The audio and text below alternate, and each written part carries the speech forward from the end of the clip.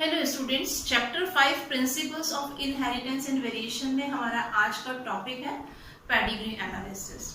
Pedigree analysis में हम किसी भी ह्यूमन फैमिली में किसी जेनेटिक ट्रेट के इनहेरिटेंस की स्टडी बहुत सारी जनरेशन तक करते हैं और उस स्टडी को हम एक फैमिली ट्री डायग्राम के फॉर्म में रिप्रेजेंट करते हैं।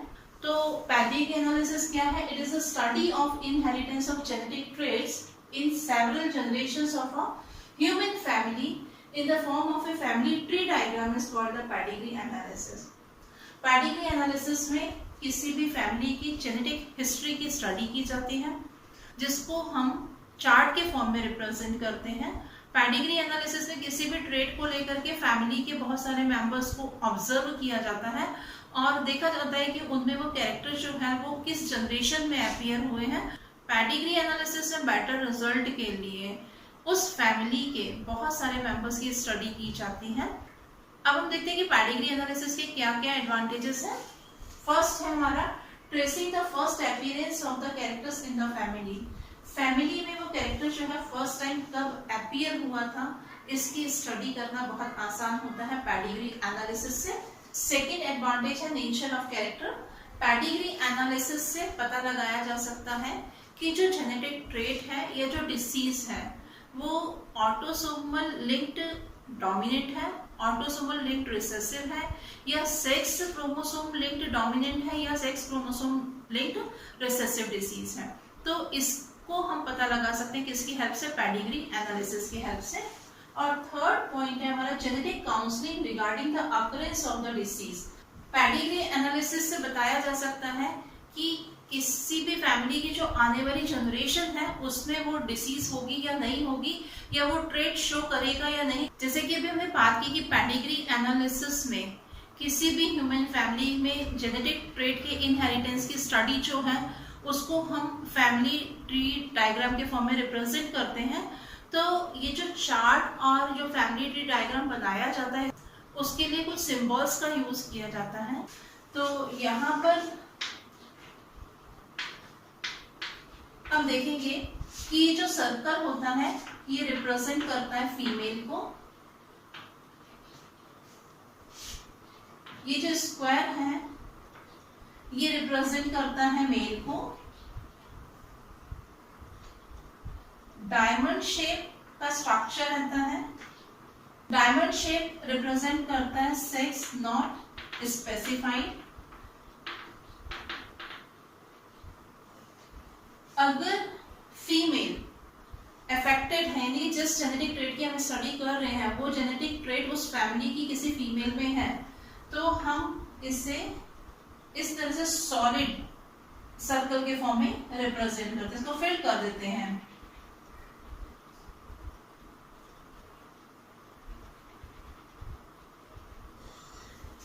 ये है अफेक्टेड फीमेल।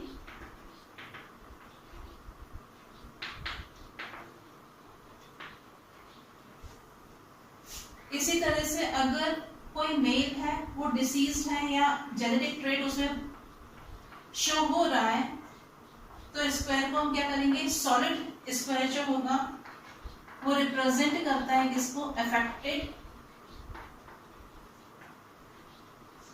मेल को। इसके बाद में हम देखेंगे कि हमारे पास में सर्कल अगर हाफ फिल्ड है हमारा, या हम बोल सकते हैं कि जो स्क्वायर है हमारा वो हाफ फिल्ड है। हाफ फिल्ड स्क्वायर होगा या हाफ फिल्ड सर्कल होगा, ये रिप्रेजेंट करता है कैरियर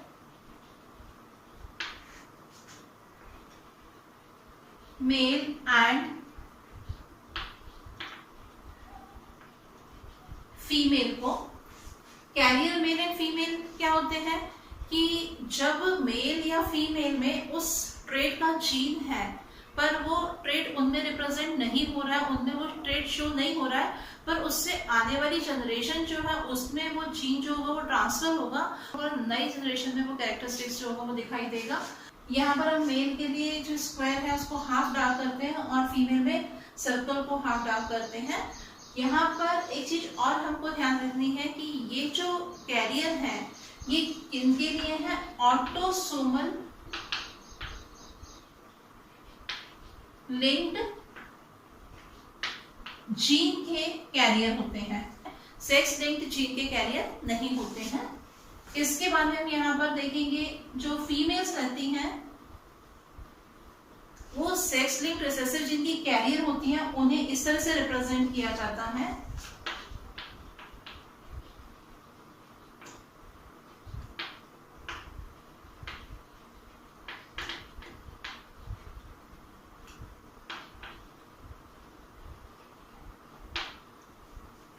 और जब फीमेल और मेल के बीच में मैटिंग होगी, रिप्रोडक्शन होगा, तो इन दोनों को हम एक हॉरिजॉन्टल लाइन से जोड़ देते हैं। तो ये शो करता है मैटिंग को, या हम बोल सकते हैं रिप्रोडक्शन को। इसके बाद में हम देखेंगे कि फीमेल और ये मेल अगर क्लोजली रिलेटेड है और उनके बीच में मैटिंग होती है, तब हम इसको टू हॉरिजॉन्टल लाइन से मिला देते हैं दोनों को। तो ये क्या है? मैटिंग बिटवीन क्लोज्ड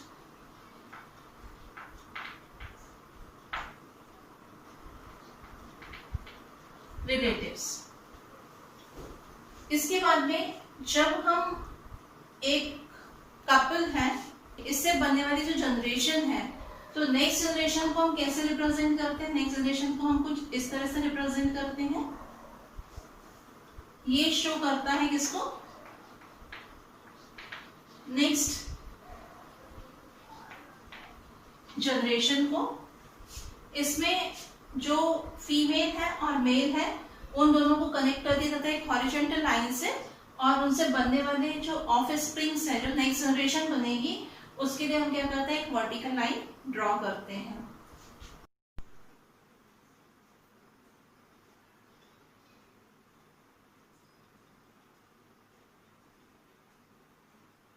कुछ और सिंबल्स देखते हैं हम, जैसे यहाँ पर कोई कपल फीमेल एंड मेल, इनको मैटिंग किया और इससे बनने वाली जनरेशन, यानी कि ये वर्टिकल लाइन से शो करेंगे, और इससे जो जनरेशन बनेगी उस जनरेशन को हम इस तरह से लिख सकते हैं। वर्टिकल लाइन से हॉरिजॉन्टल लाइन को कनेक्ट कर दिया जाता है, और यहाँ पर जो भी जनरेशन बनती है हम उसे एक ही सीक्वेंस में लिखते हैं। जैसे यहाँ पर अगर ये फीमेल मेल और इनसे जो नेक्स्ट जनरेशन बनी है उसमें तीनों डॉटर्स हैं, तो हम इस तरह से 3 सर्कल्स ड्रॉ करेंगे। अगर इनसे बनने वाली जो जनरेशन है उसमें हम देखेंगे कि यहाँ पर अगर 1 डॉटर है, 1 सन है, फिर ये डॉटर है, तो क्या किया जाता है? इसको हम किस में लिखते हैं? हमेशा एक ही सीक्वेंस में इसको लिखा जाता है। तो ये जो है ये क्या शो कर रहा है? नेक्स्ट जनरेशन को शो करता है, और ये जो है किसको शो करते हैं? ये शो करते हैं प्रोजेनी को। इसके बाद में यहाँ पर हम देखेंगे कि कभी कभी आपने देखा होगा कि कुछ कंडीशंस ऐसे होते हैं जिसमें कि ट्विंस प्रोड्यूस होते हैं। तो ट्विंस को कैसे रिप्रेजेंट किया जाता है? ये फीमेल, ये मेल, इन दोनों में मैटिंग शो करने के लिए हमने क्या किया? इसको हॉरिजॉन्टल लाइन से कनेक्ट किया, और जो ट्विंस हैं उन ट्विंस को हम इस तरह से शो करते हैं। अब यहाँ पर देखिए कंडीशंस 3 डिफरेंट टाइप की हो सकती हैं। ये ट्विंस है, दोनों डॉटर्स हैं। यहाँ पर सेकेंड कंडीशन जो है वो ये हो सकती है,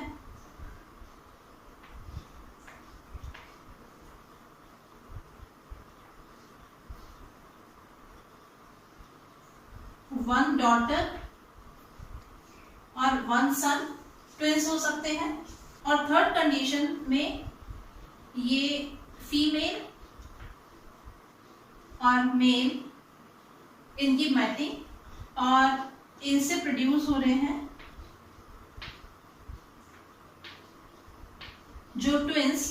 तो यहाँ पर देखिए क्या होता है कि जो ट्विंस है या तो वो दोनों डॉटर हो सकती हैं, या जो ट्विंस है उसमें एक डॉटर और एक सन हो सकता है, और या यहाँ पर जो ट्विंस है उनमें दोनों ही क्या होंगे, सन होंगे।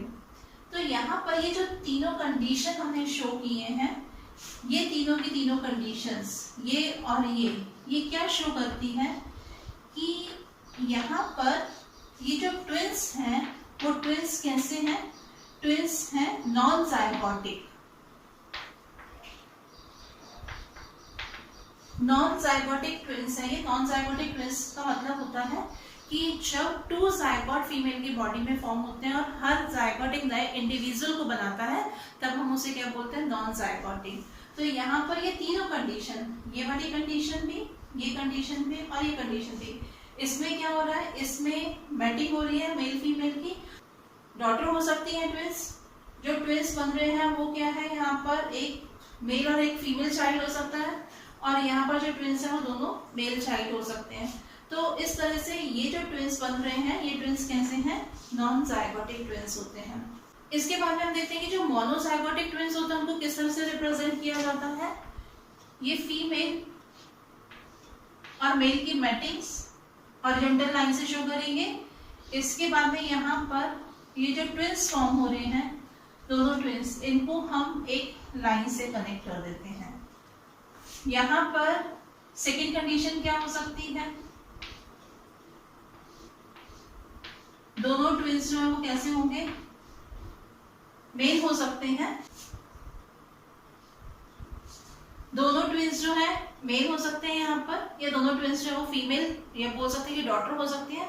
दोनों ट्विंस जो है वो मेल या सन हो सकते हैं। तो यहाँ पर ये जो ट्विंस हैं ये कौन से हैं, मोनोजाइगोटिक ट्विंस हैं।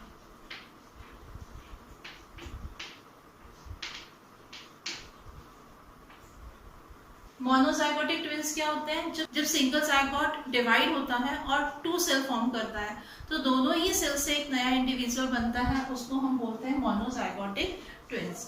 इसके बाद में हम देखेंगे कि यहाँ पर जो ये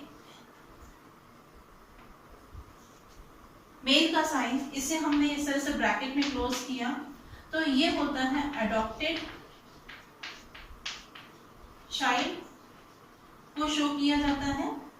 और इसके अलावा यहाँ पर ये है या फीमेल है, इसको हम इस तरह से ऑब्लिक लाइन से कट कर देते हैं। तो यहाँ पर ये पर्सन जो रहते हैं वो कैसे होते हैं, डिसीज्ड पर्सन होते हैं।